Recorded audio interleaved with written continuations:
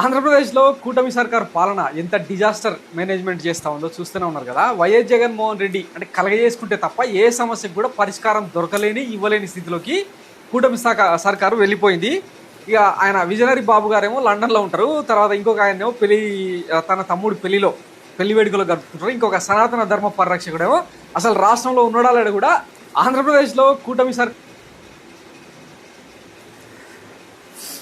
Friends చూసారా, ఈ పైన చెప్పే మాటలు ఒక్కరైనా అవును అని చెప్పి 100%లో 1% అయినా అవును అని చెప్పే వాళ్ళు ఎవరైనా ఉన్నారా అని నా క్వశ్చన్. ఫస్ట్ థింగ్, ఏరా ఈ మైరా మీడియా ఏదైతే ఉందో ఇది పేటీఎం బ్యాచ్ కొత్తగా సృష్టించిన ఇంకొక మీడియా ఛానల్. సో ఇందులో ఇలాంటి పేటీఎం బ్యాచ్ నా కొడుకులు చాలామంది ఉన్నారు. ఏరా కొడక, అద్దాలతో పాటు 2 కళ్ళు ఇచ్చాడు, దాంతోపాటు ఎక్స్ట్రా 2 కళ్ళు ఇచ్చారు. నీకు ఆంధ్రప్రదేశ్లో జరిగే ఏ ఒక్క అభివృద్ధి పనులు కానీ అవి కానీ కనబడట్లేదా? అంటే నీ కళ్ళు దొబ్బినాయారా?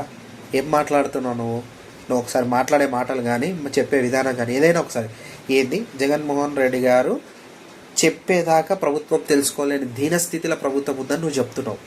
11 సీట్లు నీకు వచ్చినాయి. ఆ 11 ఎమ్మెల్యేతోటి నీ నాయకుడిని వచ్చి అసెంబ్లీలో కూర్చొని మాట్లాడమను, అప్పుడు ఒప్పుకుంటాం.